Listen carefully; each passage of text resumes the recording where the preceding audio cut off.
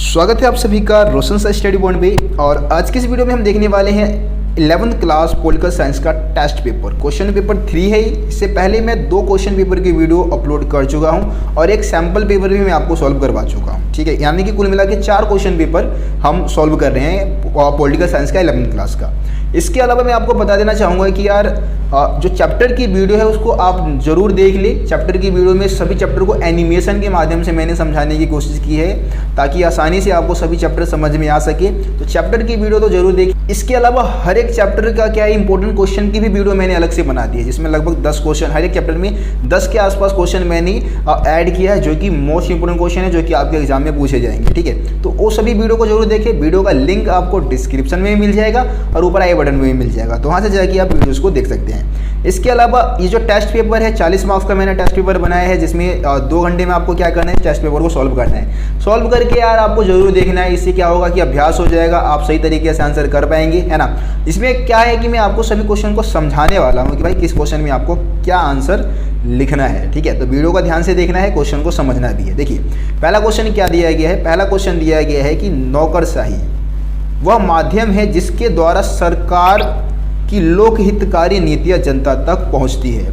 क्या आप इस कथन सहमत है? जो नौकरशाही है, नौकरशाही व्यवस्था आपको पता है, जिसमें बहुत सारे सरकारी अधिकारी होते हैं जो कि सरकार के कामकाज को संभालते हैं, है ना। तो नौकरशाही जो है एक तरीके से क्या है, जो जनता की जो इच्छाएं है, मतलब जो सरकार की जो नीतियाँ है, लोक हितकारी जो नीतियाँ है उसको जनता तक पहुँचाने का काम करती है कौन? नौकरशाही, है ना। जैसे कि आप बहुत ऊंचे पोस्ट के जो सरकारी अधिकारी होते हैं, जैसे IAS है, IPS है, वो नौकरशाही है ना। वही क्या करते हैं, कानून व्यवस्था को संभालते हैं। इसके अलावा सरकार की जो नीतियाँ है उसको बनाने में भी सहयोग करते हैं। ठीक है, और क्योंकि ये निपुण होते हैं, अच्छी स्टडी करके आते हैं। अब राजनेता वगैरह भाई उतने पढ़े लिखे तो होते नहीं है, तो उनको समाज के बारे में उतना पता नहीं होता है। लेकिन जितने भी नौकरशाही होते हैं वो स्टडी करके आते हैं, अच्छी स्टडी करके आते हैं, निपुण होते हैं अपने काम में, है ना, कुशल होते हैं अपने काम में। इस कारण सरकार की नीतियों को बनाने में सहायता करते हैं वो सभी अधिकारी। ठीक है, इसमें आपको आंसर लिखना है। 2 मार्क्स का क्वेश्चन था।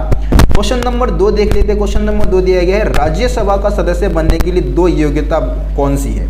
अब 2 योग्यता बतानी है भाई। राज्यसभा का सदस्य बनने के लिए 30 वर्ष की आयु होनी चाहिए। ठीक है, जैसे लोकसभा की बात करते तो लोकसभा के लिए तो भाई 25 वर्ष होनी चाहिए, लेकिन राज्यसभा का सदस्य बनने के लिए 30 वर्ष की आयु होनी चाहिए। इसके अलावा भारत का नागरिक हो।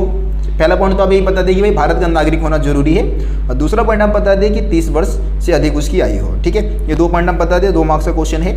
उसके बाद क्वेश्चन नंबर हम 3 देखते हैं। क्वेश्चन नंबर 3 दिया गया है, क्या आपके अनुसार, आपकी लिखा गया वैसे, ठीक है, क्या आपके अनुसार सामाजिक समानता भारत में सबसे महत्वपूर्ण अवधारणा है? क्यों? है ना। वैसे आप अगर भारतीय समाज को देखिए तो वास्तव में सामाजिक समानता भारत में एक महत्वपूर्ण अवधारणा है, क्योंकि हमारा जो समाज है ना वो कई प्रकार की जातियों में, धर्म में बटा हुआ है ना, वर्गों में बटा हुआ है। तो इस कारण सामाजिक जो समानता की जो अवधारणा है वो भारत में एक महत्वपूर्ण अवधारणा माना जाता है। सामाजिक असमानताओं को कम करने के लिए आपको पता है अम्बेडकर जी का उदाहरण दे सकते हैं, जिन्होंने आरक्षण जैसे मुद्दे को उठाया था। ठीक है, तो ये बात आप इसमें बता सकते हैं।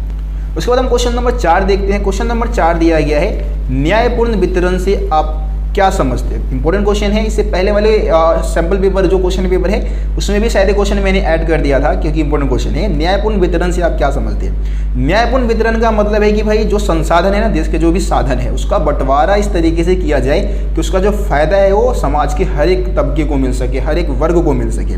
इसी को हम न्यायपूर्ण वितरण कहते हैं। उसके बाद हम क्वेश्चन नंबर 4 देख लेते हैं। क्वेश्चन नंबर 4 दिया गया है, न्याय के संबंध में जो दार्शनिक है एक इमैनुएल कांट, है ना, कांट के जो विचार है उसको समझाने हैं आपको। ठीक है, तो कांट के अनुसार क्या था कि भाई हर एक व्यक्ति की क्या होती है, अपनी एक गरिमा होती है, और व्यक्ति के विकास के लिए कम से कम उसको इतने अधिकार तो मिलने चाहिए, मतलब हर एक व्यक्ति को अपने जीवन यापन के लिए, अपने जीवन को चलाने के लिए कुछ इतने अधिकार तो मिलने चाहिए कि वो अपना विकास कर सके, मतलब अपनी योग्यता के अनुसार अपना विकास कर सके, उतने अधिकार उसको मिलना चाहिए। ये कांट के अनुसार न्याय की अवधारणा थी। ठीक है,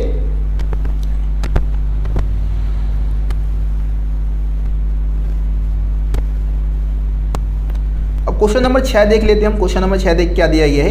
क्वेश्चन नंबर 6 है कि भाई राजनीतिक समानता, बहुत ही लॉजिकल क्वेश्चन है, इसको आप ध्यान से समझिए। राजनीतिक समानता आर्थिक समानता के बिना धोखा मात्र है। उपयुक्त वाक्य को ध्यान में रखकर अपने विचार प्रकट कीजिए। अब देखिए, जो राजनीतिक समानता है वो आर्थिक समानता के बिना क्या है, धोखा मात्र है। ठीक है, वास्तव में ये कथन बिल्कुल सही है। अगर मान लो राजनीतिक समानता, पहले आप राजनीतिक समानता के बारे में आप समझ ले भाई। राजनीतिक समानता का मतलब है कि आपको चुनाव लड़ने का अधिकार मिले, वोट डालने का अधिकार मिले, है ना। इसके अलावा सरकार की गलत नीतियों का आलोचना करने का अधिकार मिले। ये क्या है, राजनीतिक समानता है। आर्थिक समानता क्या है कि भाई आपको आजीविका के साधन मिले, है ना, आपको कम से कम इतने मतलब न्यूनतम वेतन वगैरह मिले जिससे कि आप अपनी जीवन यापन को चला सके। अब मान लें कि आप आर्थिक समानता ही नहीं है देश में, गरीब लोग और ज़्यादा गरीब होते जा रहे हैं, उनके पास खाने पीने के भी मूलभूत साधन उपलब्ध नहीं है, तो क्या वो वोट देने जाएंगे क्या, है ना, भूखे प्यासे क्या वो वोट देने जाएंगे? आपको ऐसा लगता है? ठीक है, क्या वो राजनीतिक प्रक्रिया में भाग लेना पसंद करेंगे जबकि राजनेता उनके लिए कुछ नहीं कर रहे हैं?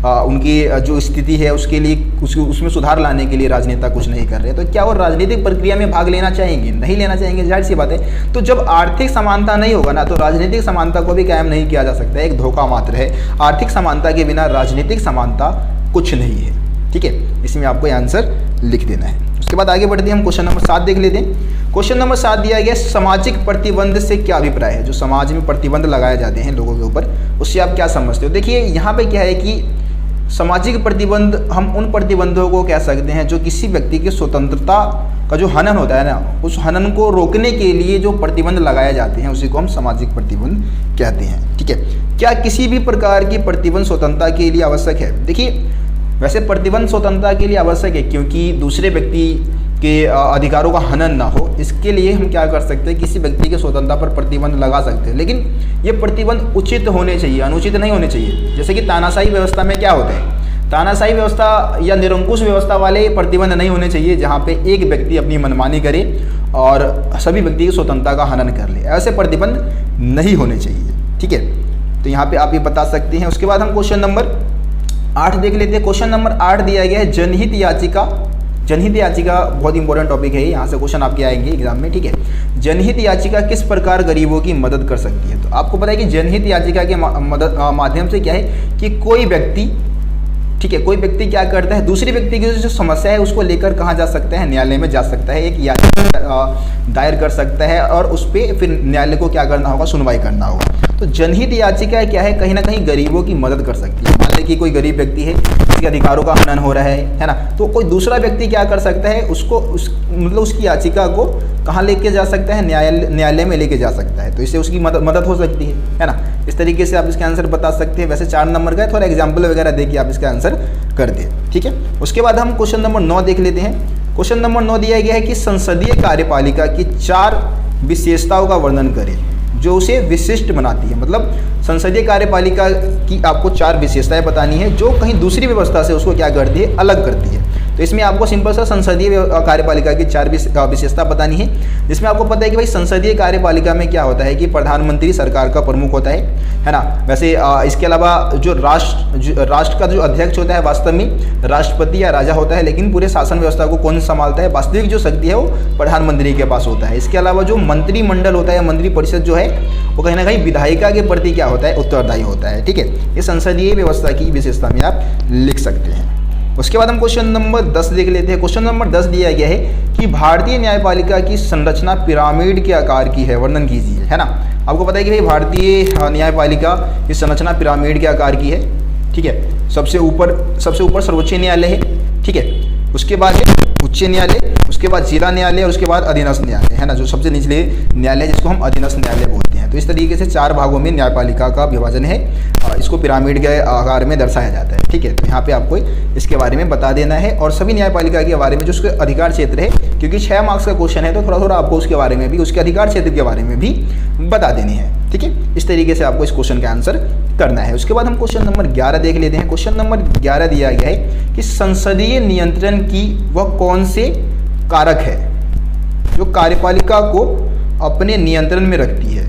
ठीक है, क्वेश्चन को थोड़ा घुमाया गया, लेकिन सिंपल सा क्वेश्चन मैं आपको बता दूं कि इसमें क्या बताना है आपको, संसदीय नियंत्रण है ना। जो संसद है वो कार्यपालिका पर किस प्रकार से नियंत्रण रखता है, नियंत्रण रखने के कौन कौन से साधन है, उसी के बारे में आपको बताना है। तो आपको पता है कि भाई संसद जो है वो कार्यपालिका पर यानी कि जो सरकार है उस पर कई तरीके से नियंत्रण रख सकती है। जैसे कि आपको पता है प्रश्नकाल शून्यकाल कहाँ होता है, संसद में होता है, उसके माध्यम से हो सकता है। इसके अलावा वित्तीय नियंत्रण भी हो सकता है, क्योंकि जो कार्यपालिका है वो अपने खर्च के लिए संसद पर निर्भर होती है ना। तो बजट के माध्यम से भी क्या कर सकती है, उस पर नियंत्रण रख सकती है। इसके अलावा अविश्वास प्रस्ताव कहाँ पे पारित किया जाता है, संसद में ही किया जाता है, तो भाई इस कारण भी नियंत्रण रख सकती है। तो ये पॉइंट्स आप इसमें बताएंगे, ठीक है। तो ये 40 मार्क्स का आपका टेस्ट पेपर था, 11 क्वेश्चन इसमें ऐड कर रखे हैं। इसके अलावा यार इससे पहले के जो टेस्ट पेपर है उसकी वीडियो जरूर देखें आप लोग, ठीक है। बाकी कोई भी आपको डाउट है तो आप कमेंट में बता सकते हैं। टेलीग्राम को ज्वाइन कर ले, जहाँ पे आपको मिल जाएगा इसका PDF। इसके अलावा जितने भी चैप्टर है उन सभी चैप्टर की PDF आपको टेलीग्राम पे ही प्रोवाइड कराया जाएगा, तो आप जरूर ज्वाइन कर ले। बाकी लिंक है टेलीग्राम का, वो डिस्क्रिप्शन में ही मिल जाएगा। इसके अलावा कई बच्चे कमेंट कर रहे थे कि जो लिंक है वो खुल नहीं रहा है, तो आप जाके टेलीग्राम पर जाके आप सर्च कर सकते हैं ना, रोशन सा स्टडी पॉइंट सर्च करें और उसके बाद जो हमारा जो चैनल है टेलीग्राम पे उसको आप ज्वाइन कर ले। वहाँ पे आपको सारी PDF मिल जाएंगी, हिस्ट्री पोल्स हैं, जितने भी सब्जेक्ट है सभी सब्जेक्ट की PDF आपको वहीं पे मिलेगा, वो भी बिल्कुल फ्री, 1 भी रुपये आपसे चार्ज नहीं किया जाएगा, ठीक है। तो इसके अलावा यार चैनल को सब्सक्राइब भी करें, इस वीडियो को अपने दोस्तों को शेयर भी करें, ताकि आपके दोस्त भी इस वीडियो से अपना फ़ायदा उठा सकें। बाकी मिलते हैं फिर आप लोगों से अगली वीडियो में, तब तक के लिए जय हिंद जय भारत।